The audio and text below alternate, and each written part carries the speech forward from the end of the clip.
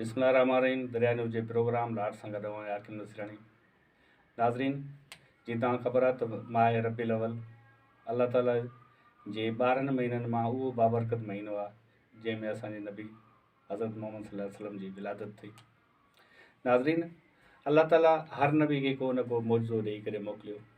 उहे मौजा महदूद आहिनि जेके अॻे नबियनि खे मिलिया, पर असांजो नबी काइनात जो उहो वाहिद नबी आहे जंहिंखे नबियनि जो सरदार बि चयो वञे थो ऐं पूरी काइनात लाइ रहमत बि सॾियो वञे थो। असांजे नबी करीम सल्लल्लाहु अलैहि वसल्लम जो अचण बि मौजो आहे, संदसि वेहण बि मौजो, उथण बि मौजो, ॻाल्हाइण बि मौजो, सुम्हण बि मौजो।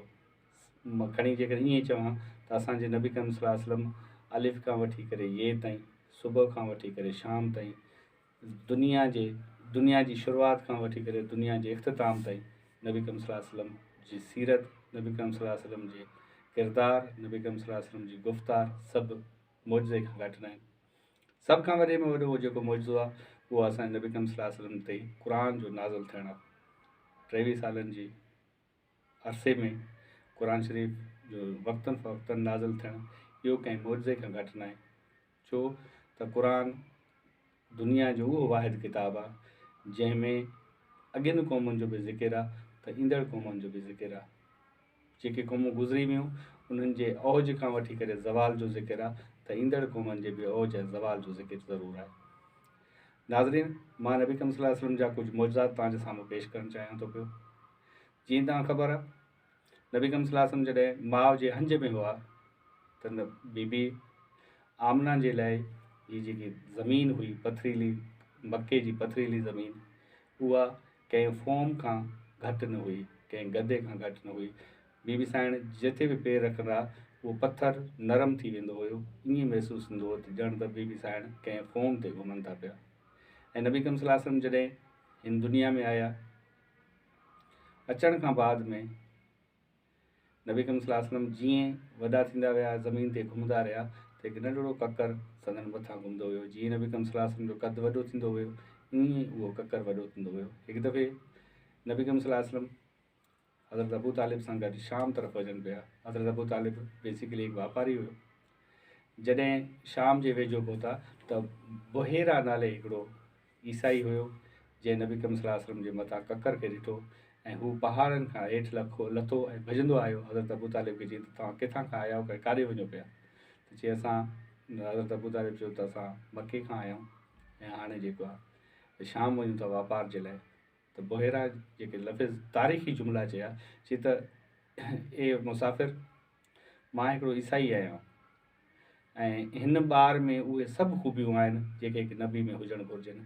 हीउ ॿारु नबी आहे, हिन जी हिफ़ाज़त कर, ईअं न थिए जो शाम जा शातिर हिन ॿार खे को नुक़सानु पहुचाइनि ऐं पूरी काइनात जो हिन ॿार जो नुक़सान सां पूरी काइनात इहो बर्दाश्त न करे सघंदी, उन नुक़सान जो अज़ालो करे सघे।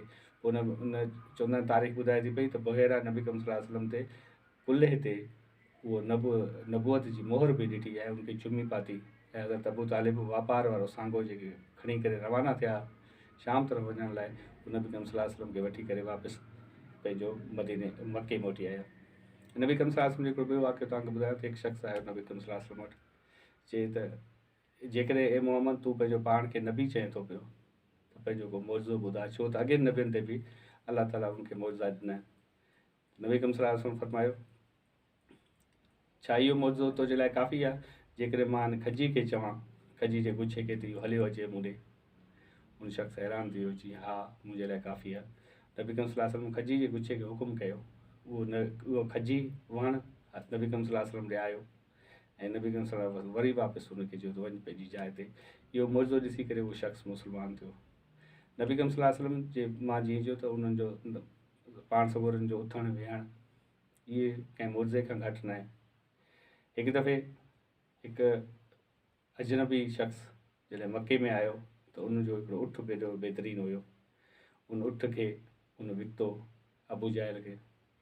अबू जहल खे उठ पसंदि अची वियो। अबू जहल पंहिंजो पाण खे सभ खां वॾो मके जो दादागीर सम्झंदो हो ऐं उहो उठ वठी करे उन शख़्स खे चई हल तुंहिंजा पैसा मां तोखे नथो ॾियां। उहो शख़्स वीचारो परेशान थी वियो, छो जो अबू जहल जो शुमार जेको आहे उहो मके जे सरदारनि मां थींदो हुयो ऐं माण्हुनि चयो त हीउ वॾो ताक़तवर थी, उहो वीचारो परेशान थी वियो ऐं मके जे मुख़्तलिफ़ माण्हुनि ॾे वियो, चई त भई को आहे जेको मूंखे इंसाफ़ ॾियारे सघे ऐं मुंहिंजो जेके मुंहिंजी रक़म आहे या मूंखे उहा रक़म मिले या मूंखे उहो पंहिंजो उठ मिले। जॾहिं इहो वाक़ियो माण्हुनि तंज़िया तौर ते चयो त नबी करीम सल्लल्लाहु अलैहि वसल्लम इशारो ॾेई करे चयो, उन महिल नबी करीम सल्लल्लाहु अलैहि वसल्लम निमाज़ पढ़नि पिया, चई इहो ई शख़्स आहे जेको तोखे उठ वठी ॾेई सघे थो या तुंहिंजो हक़ तोखे वठाए ॾेई सघे थो।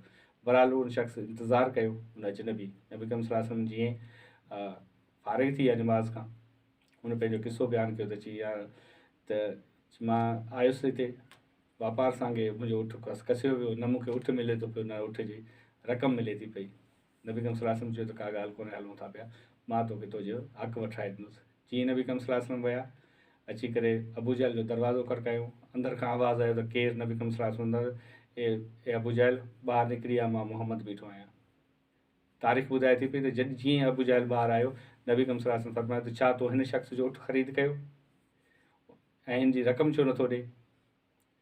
जीअं ई नबी करीम सल्लल्लाहु अलैहि वसल्लम इहे जुमिला चया त शर्म जे मारे अबू जहल यकदमि चयो, हाज़ुर साईं, मां हिन जी रक़म हिनखे हींअर ई ॾियां थो पियो।